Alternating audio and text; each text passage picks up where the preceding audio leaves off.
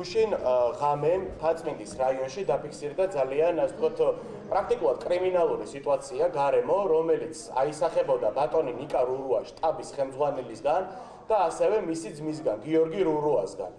მე მინდა გითხრათ, რომ ამ საქმეში ჯერ კიდევ ერთი კვირის წინ და ორი კვირის წინ საუბრობდი, რომ ჩართულები არიან ნიკა რურუას შტაბში ჩართულია ვერელი კრიმინალები, კერძოდ დავით ჯაფარიძე, რომელიც წარსულში არის ნასამართლევი და ასევე მამუკა მურუსიძე, რომელიც ასევე არის კრიმინალური,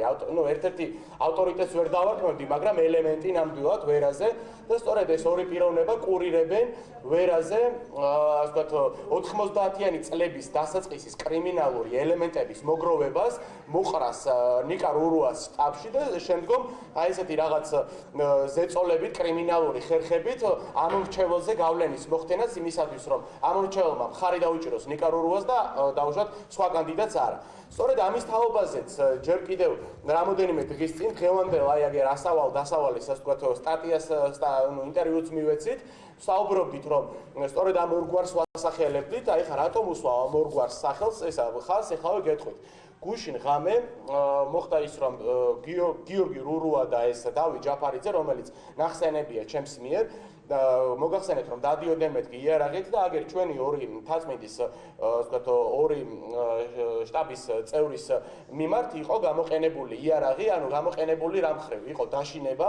მიდება ასე ვთქვათ ჩუბზე, აღარ გაბედოთ მეტი თაწმინდაზე გამოსვლა, თორე შემდგომში გაგათავებთ აი ესეთი ტექსტები, შეურაცხყოფელი გინება, ასევე დაარყეს დაუშვათ ერთ-ერთ ჩვენი შტაბის ასე ვთქვათ წევრს თორნიკე ბარამიძეს,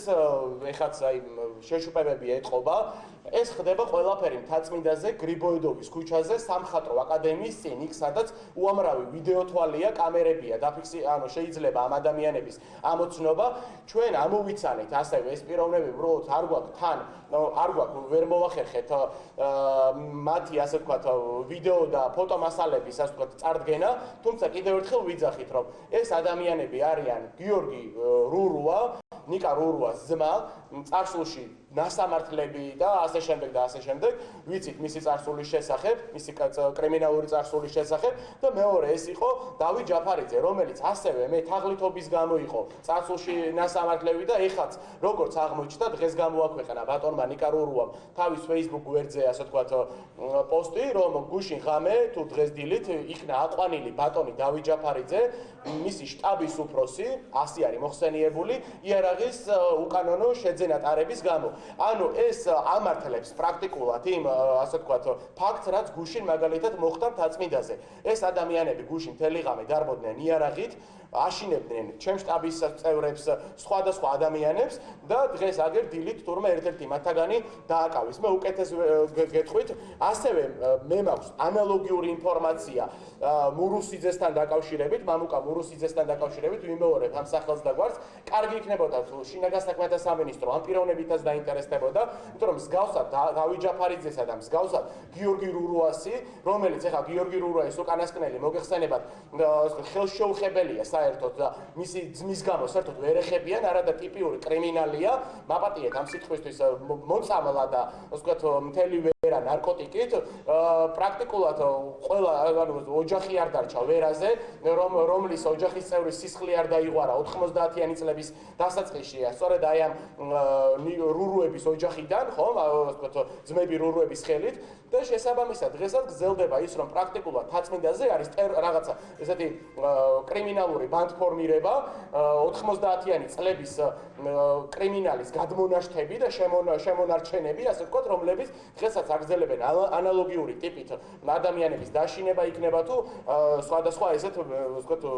კრიმინალურ საქციელებს. მე კიდევ ერთხელ მოუწოდებ შინაგან საქმეთა სამინისტროს დაინტერესდეს და ასევე იმასაც ვიტყვი და პრაქტიკულად შემიძლია ამის დოკუმენტური ასე ვთქვათ მასალა წარმოადგინო, რომ შინაგან საქმეთა სამინისტროს ვერისა და მთაწმინდის განყოფილებებში არიან ადამიანები, რომლებიც პრაქტიკულად გარიგებულები არიან ნიკა ძმებ რურუებთან და მათ ან ფარველობენ, ან მათ კრიმინალურ საქციელებს ყურადღებას არ აქცევენ და ასე ვთქვათ ირიბად ხელს უწყობენ მათ საქმიანობას, მინდა გითხრათ. რა ვიცი, კარგი იქნება და შინაგან საქმეთა მინისტრი ამით დაინტერესდება და ასევე სულსაც მოუწოდებ, რომ ცოტა ფხიზლად იყოს, იმიტომ რომ სულ რაღაც რამოდენიმე დღეა დარჩენილი. ნიკა რუამ ძალიან კარგად იცის, რომ მან ეს არჩევნები წააგო, გაბითურდა როგორც პოლიტიკოსი და ამისათვის მას ესაჭიროება აი სწორედ ესეთი არეულობების მოწყობა, აი ესეთი რაც კრიმინალური სიტუაციების შექმნა მთაწმინდაზე, ცემა, თქვათ ადამიანების დაშინება და